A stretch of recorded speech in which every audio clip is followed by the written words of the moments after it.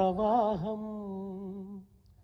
స్వాభిమాన సమరంలో జాగృత జన సమూహం సమానత్వ విలువ కొరకు సాగుతున్న సమరం స్వరాష్ట్ర సాధన కోసం జరుగుతున్న పయనం ఆంధ్ర వలస పాలనకు ఇది అంతిమ చరణం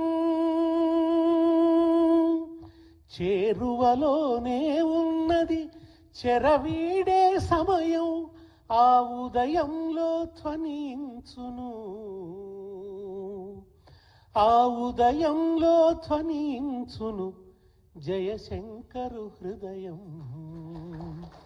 తెలంగాణ చెరువు తీరు మన జయశంకరు సారు అలుగు దుంకి పారు పదునైన మాట జోరు పాలు ఓసుకున్న పజ్జొన్న కంకులల్లా పైకి పైకి ఎగిరే ఆ పాల పిట్టలల్లా మీ ఆశయాల వ్రాలు కనిపించే ఆనవాలు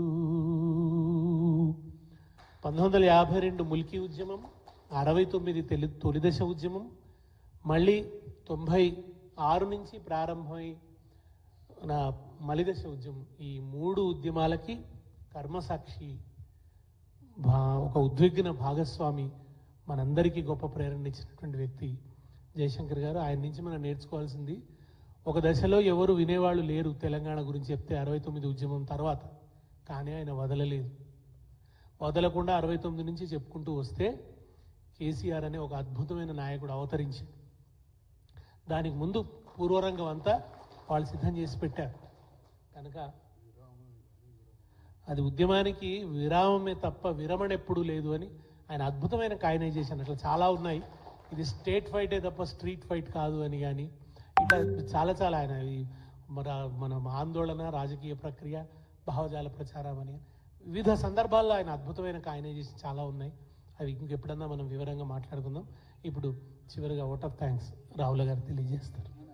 ప్రవీణ్ కుమార్ గారు మాట్లాడతారు. నేను గమనించలేదు సార్, మీరు వచ్చింది చూడలేదు.